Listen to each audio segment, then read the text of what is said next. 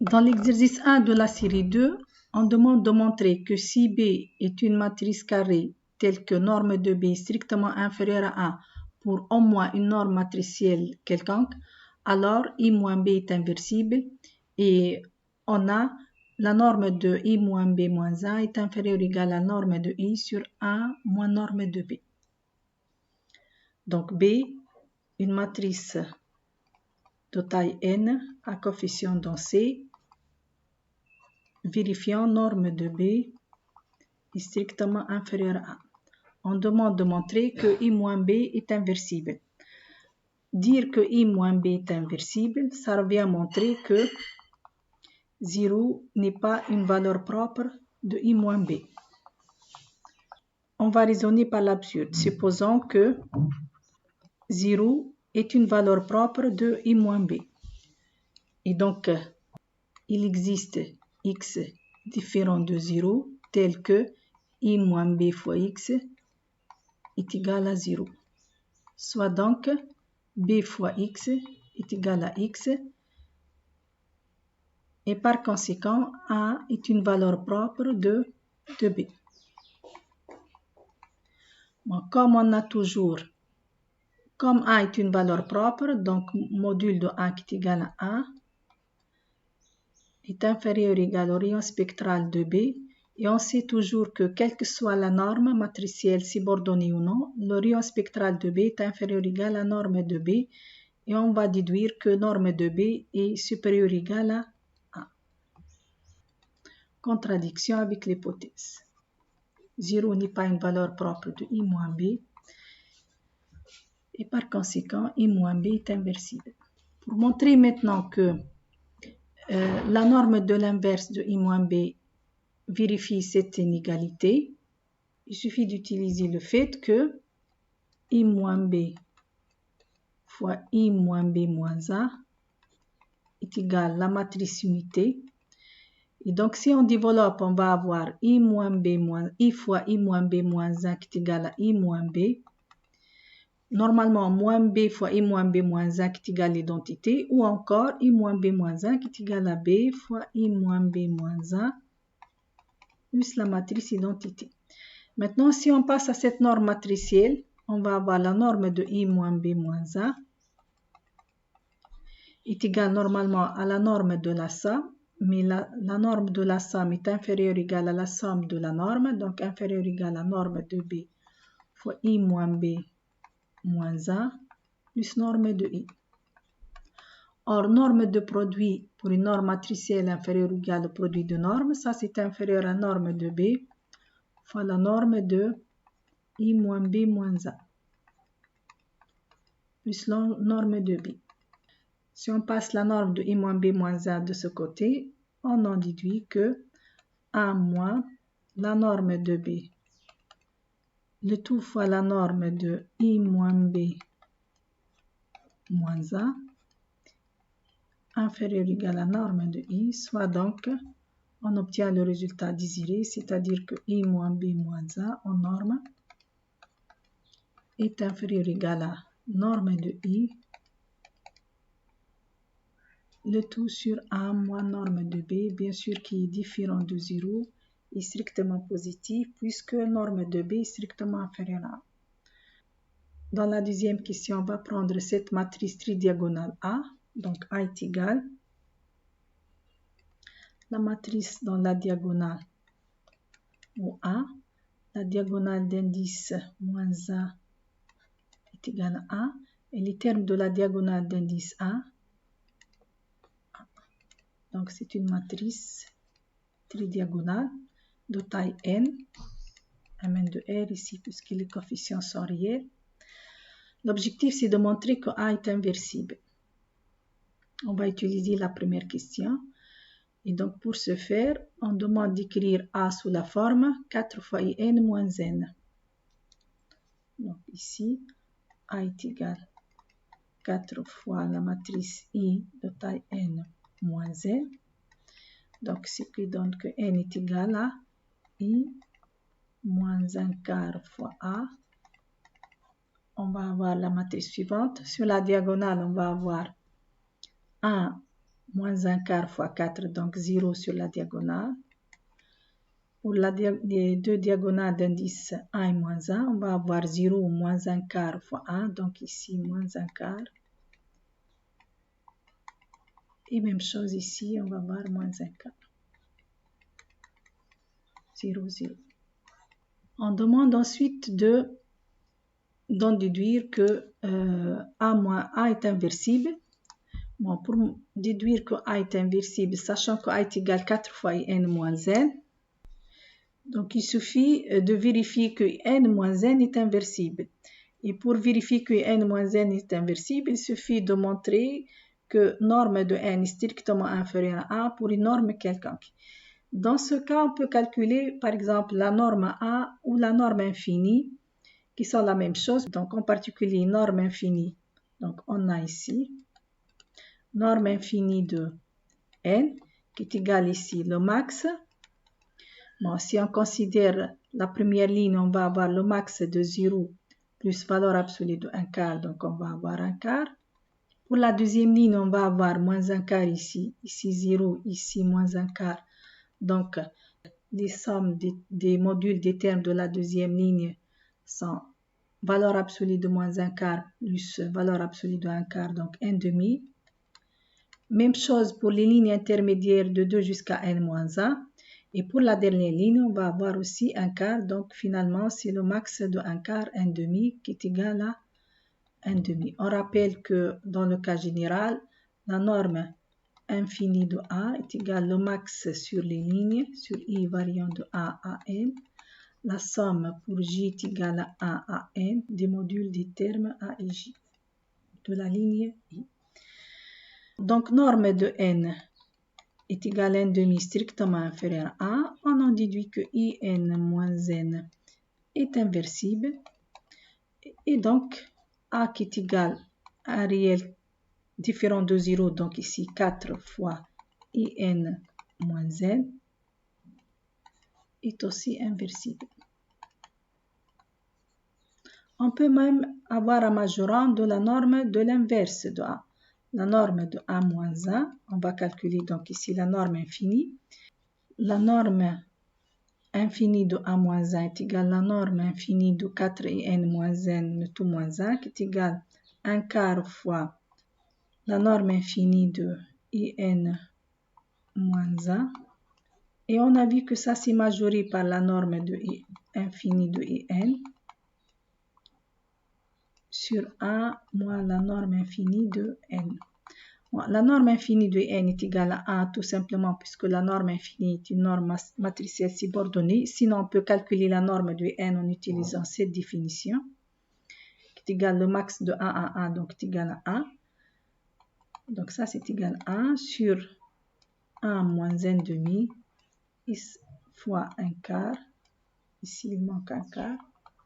Et donc ça, c'est égal aussi à 1 demi. On demande maintenant de donner un majorant de conditionnement infini de A. Le conditionnement infini de A, par définition, il est égal à la norme infinie de A fois la norme infinie de A moins 1. On rappelle que le conditionnement d'une matrice inversible relativement à une norme matricielle subordonnée et conditionnement de A est égal à norme de A fois norme de A moins 1. Dans ce cas, la norme infinie de A, on peut la calculer. Donc ça, c'est égal aussi, en utilisant les termes de A, voici la matrice A est égale au max. Pour la première ligne, on va avoir 4 plus 1, donc c'est 5. Pour les lignes intermédiaires, on va avoir 6. C'est même chose pour la dernière ligne, on va avoir 5. Donc ça, c'est égal à 6. Et par conséquent, donc, conditionnement infini de A est majoré par la norme infinie de A. Et la norme infinie de A moins 1, qu'on vient de la majorer par 1 demi, donc est égal à 3. Bon, donc cette matrice est relativement une matrice bien conditionnée puisque son conditionnement n'est pas grand.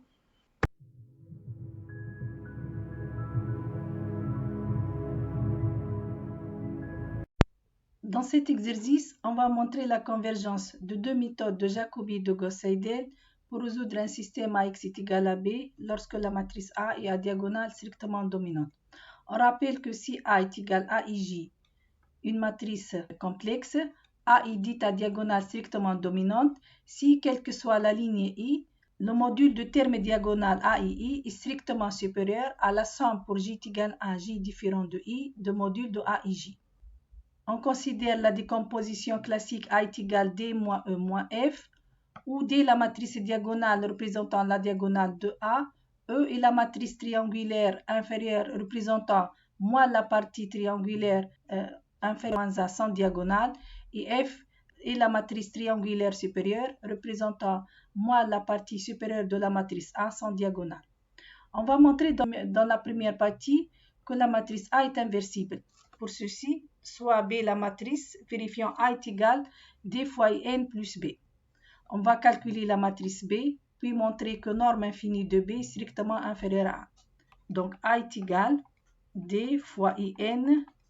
Notons d'abord que D est inversible. Pourquoi? On rappelle que D qui est égal diag de A, qui est égal cette matrice. Comme chaque AII est strictement supérieur à la somme pour J différent de I de module de AIJ, et ça c'est supérieur ou égal à 0, donc AII en module est strictement positif, et par conséquent AII différent de 0, quel que soit I. Et donc D, la matrice D est inversible. Je peux déduire B comme étant égal D moins A fois A moins IN. Ici on décrit les coefficients de B. Bon, la matrice D moins A fois 1 donc serait cette matrice. Donc le terme, la première ligne de D moins 1 fois 1, on va avoir A1 sur 1. Donc ici on va avoir A. On va avoir ici AN2 sur A1 et ANN sur A11. La deuxième ligne, on va avoir A21 ici sur A22. A jusqu'à A2N sur ANN. Et donc la dernière ligne ici, on va avoir AN1 sur A11. Jusqu'à ici, on va avoir 1. Donc, moi, la matrice IN qui est égale à 1 sur la diagonale 0. Et ça, clairement, on va avoir, donc sur la diagonale, c'est 0. Ici, on va avoir AN2 sur A11. ANN sur A11. Ici, on va avoir A21 sur A22. 0. A2N sur A22. Et enfin, AN1 sur ANN jusqu'à ANN-1 sur ANN. Donc, c'est la matrice, en fait, dans la diagonale, c'est 0 et les autres coefficients sont AIJ sur AII. La norme infinie de B maintenant.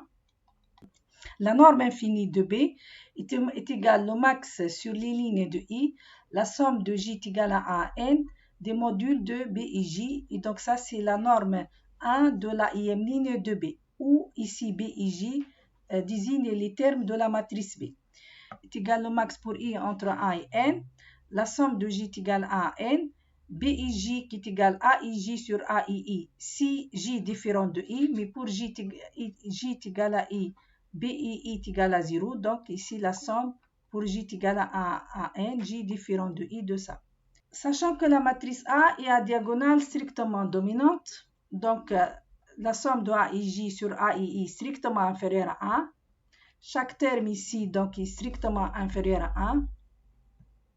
Chaque terme ici est strictement inférieur à 1 et donc le max est strictement inférieur à 1. On va déduire maintenant que la matrice A est inversible.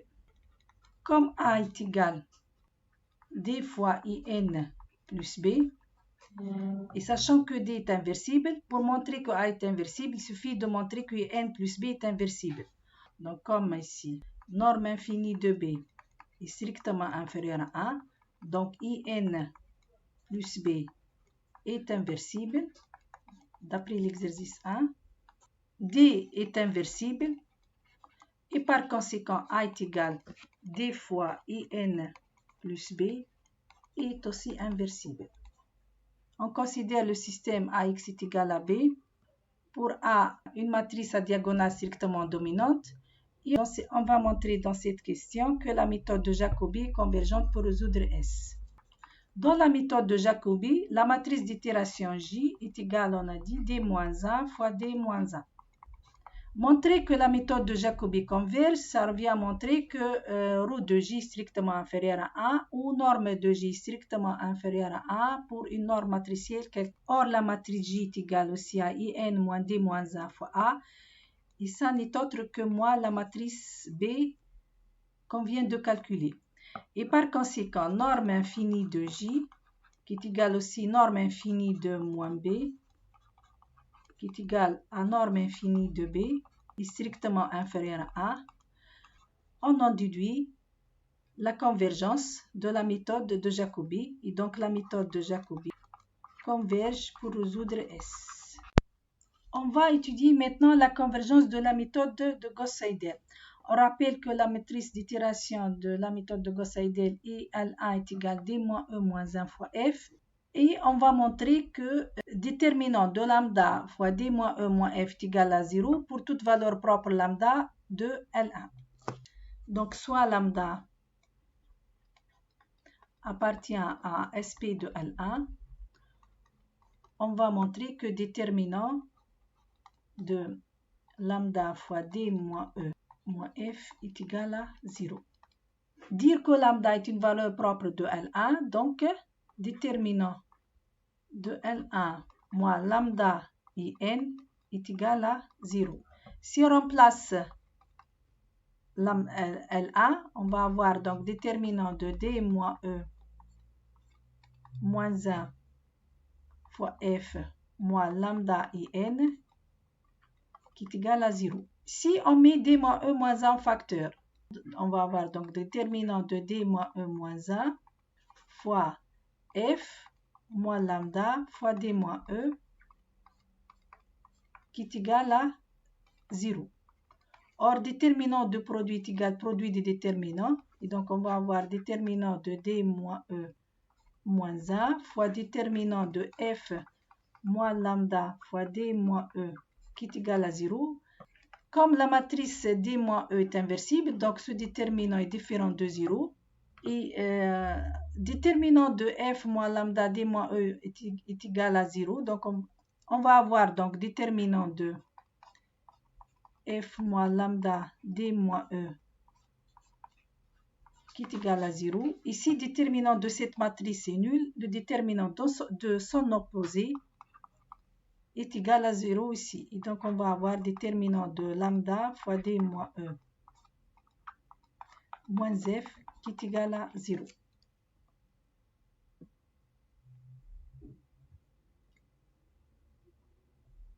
Ensuite, on va montrer que si mu est un nombre complexe en module supérieur ou égal à 1, alors la matrice mu fois D moins E moins F est aussi à diagonale strictement dominante.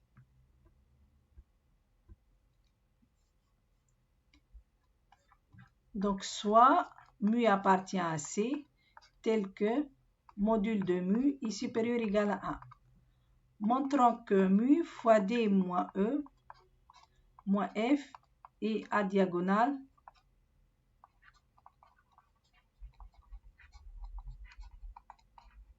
strictement dominante. Si je note A mu cette matrice, A mu est égal mu fois D moins E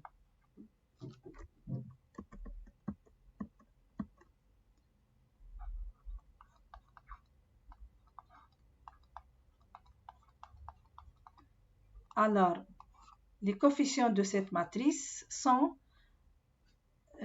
pour la partie inférieure, pour la partie en dessous de la diagonale, bon, la matrice A de mu, c'est la matrice A où on multiplie la partie en dessous de la diagonale par mu. Donc, on va avoir ici mu A11, mu ANN, mu AIJ ici. Et on garde les mêmes termes de A pour la partie supérieure. Et donc, on va avoir ici AIJ. Vérifie que A mu est à diagonale strictement dominante. Donc, quel que soit I appartenant à l'ensemble AN, le terme diagonal de A mu, donc on va faire la différence mu de fois AI, Moi, les modules des termes de la ligne I pour chaque ligne I, mais les termes de la ligne I, il y a les termes en dessous de la diagonale qui sont de la forme mu fois A et J. Donc, moi, la somme pour J variant de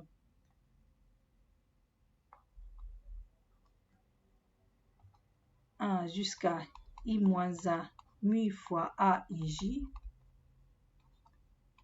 moins la somme pour J est égale I plus 1 AN A et J. On va montrer que cette différence est strictement positive. Ça, c'est égal aussi. Donc, si on fait module de mu en facteur, donc on va avoir A et I, moins la somme pour J est égal à 1 jusqu'à I moins 1 de A et J, module de A et J, moins la somme pour J est égal I plus 1 à N A et J.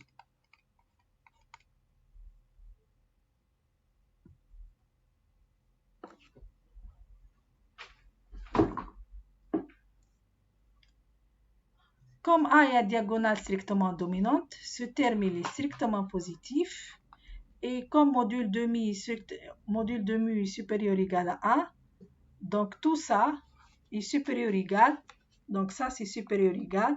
La somme supérieure ou égale à A et I en module moins la somme pour J est égale à 1 à I moins 1 fois A et J.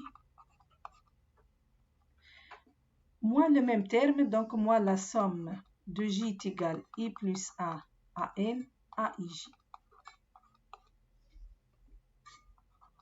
On utilise ici le fait que si alpha est supérieur à 1 et x est positif, alpha fois x serait supérieur à x.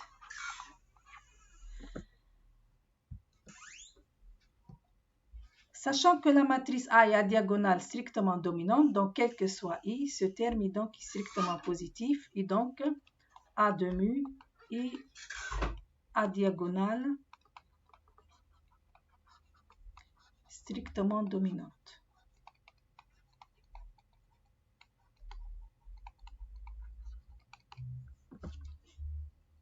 Et enfin, on va déduire que la méthode de Gauss-Seidel est convergente.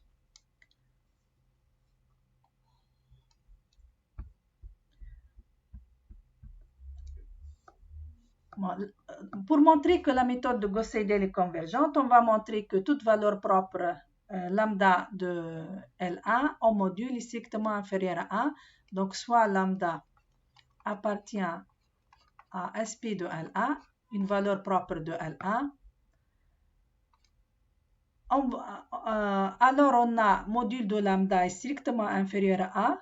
On va raisonner par l'absurde. Si module de lambda est supérieur ou égal à 1, d'après la question précédente, on va avoir la matrice A lambda qui est égale lambda fois D moins E moins F et donc à diagonale strictement dominante.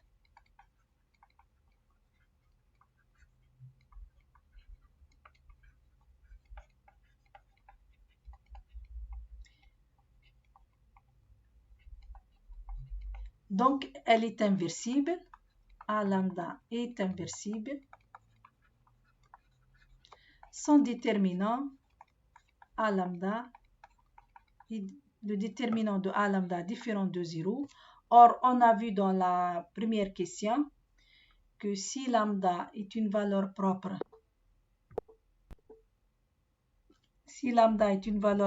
de L1, déterminant de lambda D moins E moins F est égal à 0. Donc, déterminant de A lambda est égal à 0. Et donc, A lambda ne peut pas être inversible. Contradiction. Contradiction.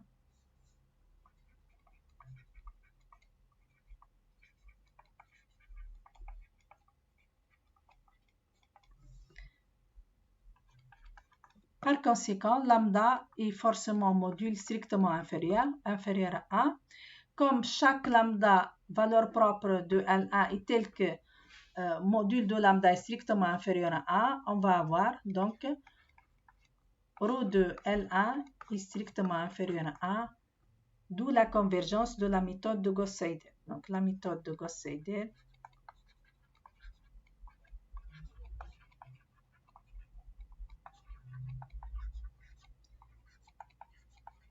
est donc convergente pour résoudre S.